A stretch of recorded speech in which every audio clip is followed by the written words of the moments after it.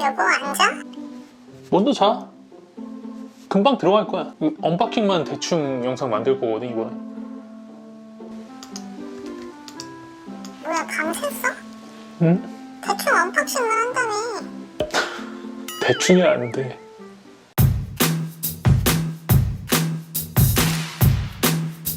안녕하세요 여러분들, 테크노스하우스의 티라노입니다. 자, 오늘은 요게 영상이 언제 올라갈지 몰라가지고 제가 정확하게는 말씀 못 드리겠는데요, 아마 영상을 보시는 날짜 기준으로는 발매된 지 며칠 안 된 제품일 거거든요. 이 제품이요, 저는 이제 샘플로 공짜로 받았고요, 또 지금 찍는 시점 기준으로는 발매가 아직 안 된 제품이라서 얼마인지를 제가 몰라. 그런데 막 세관에서 이 구매한 증거를 내라, 도대체 얼마짜리냐, 제품 막 뜯어보고 통관이 굉장히 오래 걸려가지고 이제 받았는데요. 아무튼 요번에 포코 제품은 X5 그리고 X5 프로 이런 식으로 두 개가 발표가 됐고요. 요거의 아랫 모델인 X5는 스냅드래곤 695가 들어가 있고요. 그리고 얘는 그보다 한 단계 위인 스냅드래곤 778G가 들어간 X5 프로라는 모델이 되겠습니다. 자, 요 포코라는 브랜드는요, 이런 외산폰들을 갖다가 구매를 해보신 분들께서는 이미 익숙한 브랜드이겠지만요, 일반 분들은 모르실 수가 있잖아요. 그래서 잠깐 설명을 드리면요, 여러분들 중국의 샤오미는 아시죠? 거기서 만드는 스마트폰 브랜드가 크게 좀 나눠보게 되면 비싼 애들은 미, 그리고 원가 절감을 때려가지고 좀 저렴하게 만든 제품이 홍미 시리즈거든요. 그런데 얘는요, 뭐 가끔 그게 정확하게 딱 맞아떨어지지 않기 때문에 완벽하게 딱 잘라 말씀을 드릴 수는 없지만, 거의 대부분 홍미 시리즈를 갖다가 약간 OS를 글로벌 버전으로 다듬어가지고 판매하려고 만든 거, 그게 바로 이 포코 브랜드라고 보시면 됩니다. 자, 오늘은요, 일단 이제 엠바고까지는 시간이 별로 없어가지고 언박싱 하는 거랑 간단하게 좀 성능만 훑어볼 건데, 사양은요, 이게 뭐 사이트마다 6GB랑 8GB로 나온다는 말도 있고요, 또 8GB랑 12GB로 나온다 이런 얘기도 있긴 한데, 어쨌든 제가 받은 제품은 램 8GB에 스토리지 256GB짜리, 박스는 뭐 보시는 것처럼 기존 포코 시리즈랑 크게 다른 점은 없다라고 생각을 하시면 되고요. 이렇게 해서 열어주게 되면은 일단 심 트레이핑, 보증서랑 설명서 같은 거 몇 장, TPU 케이스도 하나 이런 식으로 제공되고요. 야,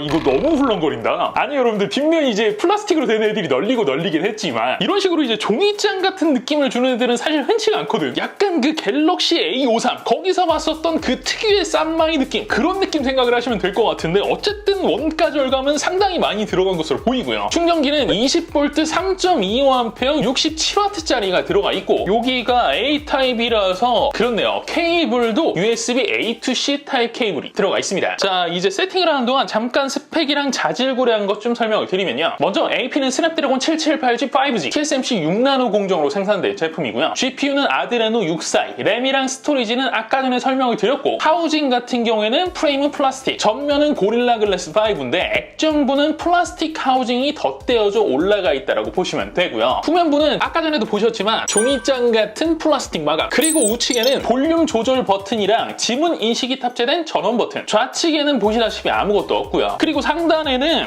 이거 스피커가 따로 있는 건가? 위치가 수화부랑 완벽하게 동일한 어떤 부분은 아니거든요. 뭔가 조금 아리까리하긴 한데, 요거는 스피커 품질 볼 때 자세하게 살펴보도록 하고요. 가장 왼쪽에 적외선 포트, 마이크, 스피커 홀로 추정되는 구멍, 마지막으로 3.5mm 오디오 콤보 잭이 들어가 있고요. 하단 쪽에는 듀얼 심은 들어가는데 SD 카드 확장을 한다는 심 트레이, 마이크, 스피커 홀이랑 USB 2.0 타입C 포트, 전면 카메라는 16메가픽셀 f2.4 광각, 가운데 펀치홀 안에 들어가 있고, 후면 쪽 메인 카메라는 108메가픽셀 f1.9 위상차 AF를 지원하는 광각, 8메가픽셀 f2.2 120도의 화각을 가지는 초광각. 그리고 이유는 모르겠는데 얘랑 얘는 지금 카메라가 살짝 위로 각 잡혀서 튀어나와 있잖아요. 그래가지고 처음 봤을 때는 요즘에 어떤 구성에 잘 맞지 않는 듀얼 카메라인가? 이런 식으로 생각을 했었는데, 지금 보니까 요것도 카메라예요. 물론 사실상 2메가픽셀짜리라서 어디다 쓸 때는 딱히 없어 보이긴 하지만, 일단 최근에 나오는 중급기답게 트리플 카메라 구성은 맞춰놨다, 이렇게 보시면 될 것 같아요. 그리고 와이파이는 AX 규격 6, 블루투스는 버전 5.2를 지원합니다. 자, 다음 보실 거는 디스플레이인데요. 먼저 스펙은 6.67인치에 2400x 1080 해상도 120Hz짜리 아몰레드 패널이 들어가 있고요. 이게 저조도 품질이요. 여러분들 잠깐만요, 요거부터 좀 해보고 오도록 하겠습니다. 제가 얼마 전에 이제 리전 Y70을 샀는데, 그거 디스플레이 본 다음에 최근에 중국발 스마트폰이 오면은 제일 먼저 해보는 게 요 저조도에서 디스플레이 품질이거든요.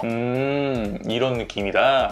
이게 여러분들 지금 보시면요, WBW 응답 속도가요, 얼마 전에 이제 구매를 했었던 리전 Y70보다는 솔직히 조금 더 나은 것 같은 느낌은 들기는 해요. 근데 문제는 뭐랄까 최저 밝기가 좀 생각보다 많이 좀 밝은 느낌이 들어요. 워낙 이게 사람 눈으로 볼 때랑 또 찍히는 거는 다르기 때문에 어떻게 찍히는지 어떻게 여러분들께 보일지는 지금 현재 상황에선 모르겠는데요. 육안으로 봤을 때는 완전히 이제 빛이 차단된 암막 상황에서 휴대폰을 갖다가 자주 사용하시는 분들께서는 살짝 눈뽕이 올 수도 있겠다 이런 생각이 좀 들 정도로 굉장히 좀 밝은 느낌이 많이 들어요. 그리고 AOD 같은 경우에는요, 지원은 되긴 되는데 또 이런데 여러분들 중국 기기들의 특징이죠. AOD는 우리가 생각을 했을 땐 당연히 화면을 갖다 항상 띄워주고 있는 거라고 생각을 하잖아요. 근데 얘들은 기기마다 그게 조금씩 다른데 어쨌든 이 제품은 계속 띄워주는 게 아니라 화면을 탭했을 때만 일정 시간 동안 표시해주게끔 되어 있고요. 주사율도 이런 식으로 이제 120Hz가 들어간 만큼 가변 60Hz, 120Hz 수동으로 설정을 하실 수도 있고 색 설정도 이런 식으로 잡아줄 수가 있는데요. 야, 근데 진짜 이거 그냥 넘어오기가 좀 뭐하다. 측정 시간 길어야 1시간이니까요. 좀 간단하게라도 측정을 해드리고 올게요. 자, 여러분들 측정 끝났고요. 이게 뭐 고급 설정은 이런 식으로 이제 들어가게 되면은 색 커버리지, RGB가, 색조, 채도 이런 것까지도 세부적으로 다 조정을 할 수는 있기는 한데 이건 제가 조금 만져봤는데 진짜 밸런스를 잡기가 쉽지가 않습니다. 그러니까 웬만하면 건드시지 않는 게 좋을 것 같고요. 밖으로 나오게 되면은 색상 모드랑 아래쪽에 색 온도 조절하는 창이 있는데 색 온도가 P3 모드인 선명이랑 채도는 표준에 비해서 살짝 높게 세팅인 편이라 여기 아래에서 따스함 정도로 조정을 해주시면 제가 봤을 땐 딱 적당하니 좋습니다. 색역은 선명 채도가 P3 모드, 표준은 sRGB 모드. 그럼 선명이랑 채도는 뭔 차이가 나느냐? 이렇게 생각을 하시면 돼요. 색 커버리지 자체는 채도가 선명에 비해서는 조금 더 범위가 넓게 측정이 되는 대신에 색 정확도 자체는 상대적으로 선명이 채도보다 더 좋은 그런 장단점이 있다라고 생각을 하시면 돼요. 자, 전체적으로 보셨을 때 쭉 안정적인 값이 나오는 선명 대비해서 채도에서는 몇 개가 좀 들쭉날쭉한 모습을 보실 수가 있죠. 자, 그 다음에 밝기는 수동 최대 밝기 기준으로는 약 470니트, 일광 모드 켜고 주변광 최대치 상황에서 피크 밝기는 654니트로 측정이 되고요. 중앙에 10% 스팟 기준 최대 밝기는 688니트로 스펙에 나오는 밝기량은 별도로 소프트웨어 밝기 리밋이 700니트로 걸려있는 것으로 추정이 됩니다. 자, 그 밖에 이제 생김새는 상단이랑 양쪽은 베젤 사이즈 비슷하고요. 아래쪽은 그렇게 많이 티가 나진 않는데 조금 더 두꺼운 비대칭 형태라고 보시면 될 것 같아요. 자, 여러분들 이제 스피커인데 요거는 제가 한번 먼저 들어볼게요.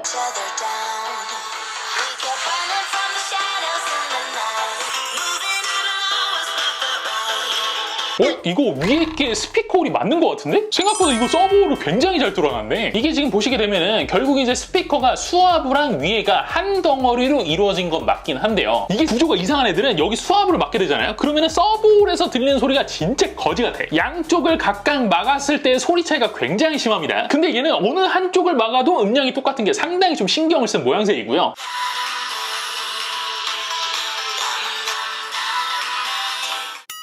밸런스도 나쁘지 않은데? 물론요, 당연히 이 가격대 제품인 만큼 수화부 쪽의 스피커랑 아래쪽의 스피커가 밸런스가 좀 차이가 나기는 해. 상대적으로 수화부 쪽의 음량이 떨어지기는 합니다. 그런데 여러분들, 제가 이런 애들 설명을 드릴 때 진짜 밸런스가 똥망이라고 말씀을 드렸었잖아요. 얘들보다는 얘가 확실히 낫습니다. 다만 디테일이나 퀄리티 이런 게 괜찮냐, 그렇게는 말씀을 못 드리겠어요. 최근에 이제 중국에서 나오는 기기들, 아니 사실 중국이라고 할 것도 없고 최근에 저가형으로 나오는 스마트폰들 있잖아요. 그런 애들의 스피커 품질이 전체적으로 좀 많이 상향이 된 편이기 때문에 얘가 뭐 못 듣겠다, 막 쓰레기다, 귀가 썩는다 이런 수준은 분명히 아니긴 하지만 그렇다고 이게 악기 소리가 막 하나하나 들리는 그런 디테일하고 막 생동감이 넘치는 사운드, 그런 수준의 품질은 절대 아닙니다. 그러니까 여러분들 정리를 하시게 되면은 그냥저냥 뭐 저가형에 들어가는 그런 수준의 스피커를 넣은 다음에 대신 세팅은 굉장히 신경 써서 했다, 이렇게 생각을 하시면 되는 거예요. 자, 그 밖에는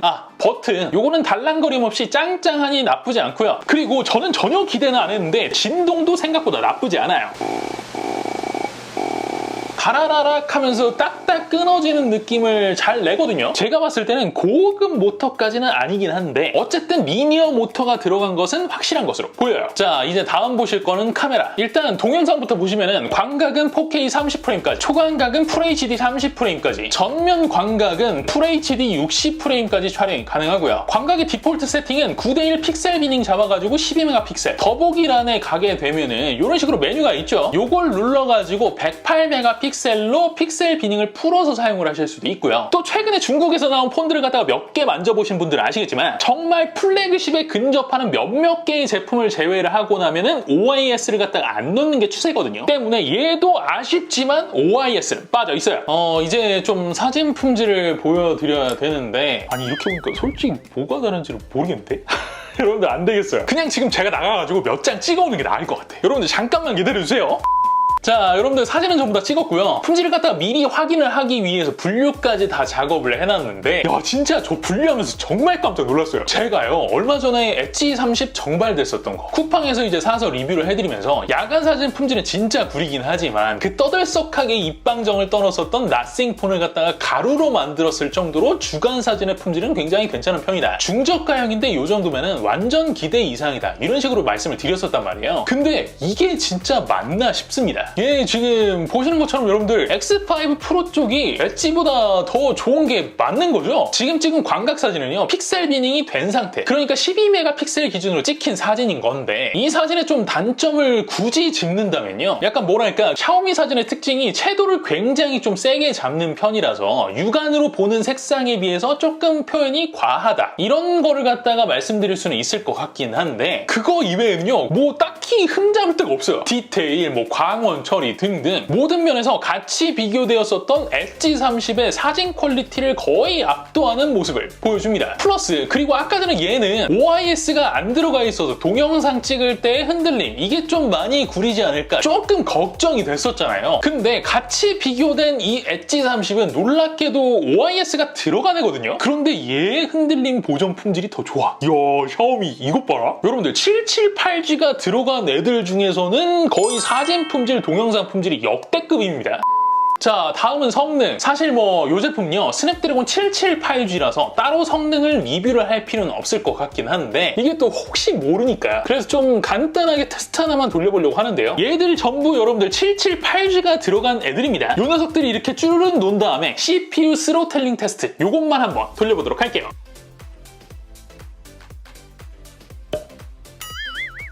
아니 이거 뭐냐? 다시 한번 전부 다 충전 케이블을 꽂아놓고 돌려볼게요. 뭐지 이거? 이게 여러분들 지금 보시면요 업데이트나 이런 거 이제 모든 기기를 갖다 최신 상태로 만들어 놓은 상태고요. 제품도 멀티태스킹이 올라와 있는 거 다 종료하고, 그리고 지금 테스트를 돌린 거거든요. 근데 지금 그래프가 보시면은 꽤 많이 차이가 납니다. 시작 점수는 거의 지금 도끼인 객기이긴 한데, 이 X5 프로만요 지금 미니멈 점수가 다른 애들의 에버리지를 갖다가 상회를 할 정도로 훨씬 높게 측정이 됩니다. 아, 이렇게 되면요 여러분들, 원래는 지금 제가 요 테스트만 조금 돌려보고요, 어차피 778G가 막 발열이 심한 애들도 아니잖아. 세팅 다 거기서 거기고요. 그래서 그것만 돌려본 다음에 778G 리뷰들 많으니까 제가 한 리뷰들도 있으니까 그런 거 찾아보세요. 그러고 말라고 했거든요. 근데 그게 안 될 것 같네 지금. 자, 여러분들 테스트 끝났고요. 아, 이게 고생한 놈은 어떻게 해도 그런 쪽으로 팔자가 가나봐. 결국 뭐 긱벤치 연속 테스트까지 측정을 해봤는데요, 40회까지는 시간적으로 진짜 너무너무 빡세가지고 그냥 20회만 돌려봤으니까 여러분들 이거는 좀 양해를 해주시고요. 바로 결과 보시면은 이게 CPU 스로틀링 테스트가 잘못된 게 아니었어요. 긱벤치 연속 테스트 역시 완벽하게 CPU 스로틀링 테스트와 동일한 그래프 양상을 보여줍니다. 자, 그렇다면 여러분들 도대체 이런 상황은 왜 발생이 된 걸까요? 맞아요 여러분들, 뭐 778G가 들어간 애들인데 여기다가 뭐 어마어마한 뭔가를 했겠어? 이 가격에 뭐 베이퍼 챔버라도 넣었겠습니까? 당연히 온도에 따른 스로틀링 리밋이 다르게 세팅이 되어 있었기 때문이고요. 보시는 것처럼 나왔던 점수 레벨에 맞춰서 그대로 온도 레벨이 따라가고 있는 모습을 보여줍니다. 다만 이렇게 보면은 온도가 48도, 요 48도가 나오는 걸 이걸로 어떻게 했어? 이렇게 생각을 하시는 분들도 분명히 계실 것 같긴 한데요. 보통은 플래그십 같은 같은 경우에는 CPU 테스트에서 이 정도가 찍히잖아요. 그러면은 CPU랑 GPU를 같이 갈굴 때는 온도가 더 미친 듯이 올라가 버리거든. 만약에 CPU 테스트가 48도가 찍혔다. 그러면은 게임할 때는 보통 54도, 55도 갑니다. 근데 이 778G가 들어간 애들은요, GPU가 확실히 구리긴 한가 봐. 보시면은 이게 지금 원신 그냥 켜놓기만 하고 움직임 없이 딱 10분 정도 경과를 했을 시점으로 측정을 했을 텐데요. 만약에 이걸 전투를 계속하는 하드하게 굴리는 상황으로 몰아가게 되면은 이 온도보다 한 2, 3도 가량 정도가 차이가 나거든요. 그럼 한번 여러분들 계산을 해보세요. 다른 애들이랑 비슷하게 40도대 초반 수준에서 끊어지는 상황이 얘도 마련이 되는 거잖아요. 때문에요, 제가 봤을 때는 얘나 세팅상 차이는 조금 나기는 하지만 실제 여러분들이 실사용하는 과정에 있어서의 체감 성능, 온도 같은 거는요, 저는 얘들을 갖다가 다 사용해봤잖아요. 제 느낌도 그렇고요. 스냅드래곤 778G가 들어간 다른 제품들과 크게 차이가 날 것으로 보이지는 않습니다. 그럼 도대체 왜 이런 식으로 세팅을 해놓은 거야? 이것 때문에 지금 안 해도 될 테스트를 갖다가 한 거 아니야? 몇 시간 동안. 자, 이제 마지막으로 보실 건 배터리 테스트. 일단 이 녀석의 무게를 좀 확인을 해보면요, 180g대. 얼마 전에 보여드렸었던 이런 엣지 30 같은 애들에 비해서는 조금 무겁긴 한데, 보통 6.5인치가 넘어가는 사이즈를 가진 애들이 최근에는 이제 200g대를 기본적으로 깔고 가는 시대이다 보니까 얘가 사실 그렇게 무거운 편이다라고 얘기할 정도는 아니란 말이에요. 그런데 배터리 용량이 5000mAh로 굉장히 좀 큰 편이 들어가 있고요. 측정은 늘 하던 테스트인 유튜브 스트리밍을 갖다가 진행을 해봤을 때 밝기가 351리트로 측정이 되었었던 95%에서 무려 연속 재생 시간이 15시간 4분, 동 밝기 4050mAh의 배터리에 6.5인치 디스플레이가 들어간 엣지 30이 같은 조건에서의 테스트 시 8시간 58분, 4500mAh의 배터리에 6.55인치 디스플레이가 들어간 나싱폰 1에 비해서도, 이 정도면 여러분들 지금까지 제가 본 778G가 들어간 애들 중에서는 배터리 지속 시간이 원톱이라고 봐도 되는 수준이잖아요. 상당히 만족스러운 사용 시간을 보여줍니다. 자, 거기에다가 충전 속도도 잠깐 살펴보게 되면은 생긴 건 그렇게 안 생겼지만 67W 고속 충전에 PD 3.0까지 지원을 하고요. 실제 동봉되어 있는 어댑터랑 케이블로 충전 시 5분에 10%, 10분에 25%, 20분에 50%, 30분에 74%, 40분에 92%, 50분에 99%, 54분에 완충이 될 정도로 상당히 매력적인 충전 속도를 보여줍니다. 사실 근데 저는 모르겠어요, 여러분들. 아무리 이제 중국 제품이라고 하더라도 이런 제품이 이제 글로벌로 많이 돌아다니잖아. 그렇기 때문에 이거에 사고가 있는데 여론이 조용한 상황, 그런 거는 아닐 것 같다는 생각이 좀 들거든요. 그리고 여러분들 생각을 해보세요. 최근에 67W면은 그냥 애교 수준이잖아. 120W 충전, 막 200W 충전 이런 게 막 나오잖아, 플래그십에서는. 때문에 삼성이나 애플 같은 뭐 메이저 회사들 사고 한 번 나면 완전 박살나는 애들이니까 조금 보수적으로 잡는 거, 그것까지는 저도 어느 정도는 이해를 합니다. 근데 200W까지 뭐 얘기가 왔다 갔다 하는 시대면은 67W 정도는 이제 그냥 해줄 수 있는 거잖아. 67W만 지원을 하더라도 잠깐 30분만 충전을 해도 하루 사용량이 나온다는 거잖아. 이거 얼마나 좋은 얘기야. 여러분들 솔직히 안 그렇습니까? 삼성, 애플 한번 생각을 해보자고. 오케이? 자, 오늘은 여러분들 이렇게 해서요, 포코 시리즈의 신작 포코 X5 프로라는 제품에 대해서 간단하게 알아봤어요.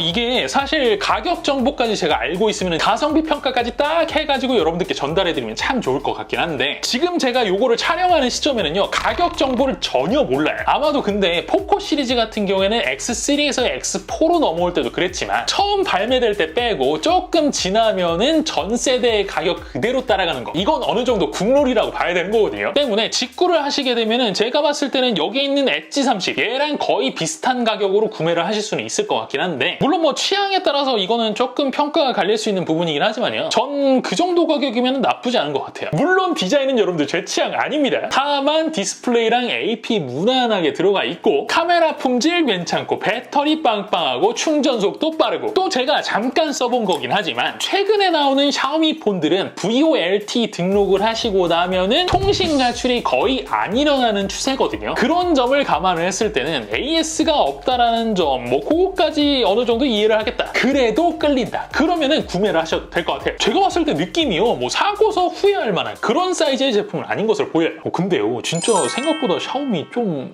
치는데? 자, 오늘 영상은 여기까지입니다. 영상이 재미있으셨다면 구독과 좋아요 그리고 알림 설정 꼭 잊지 말아주시고요. 저는 다음 시간에 또 재미있는 영상으로 찾아뵙도록 하겠습니다. 지금까지 저는 티라노였습니다. 고맙습니다.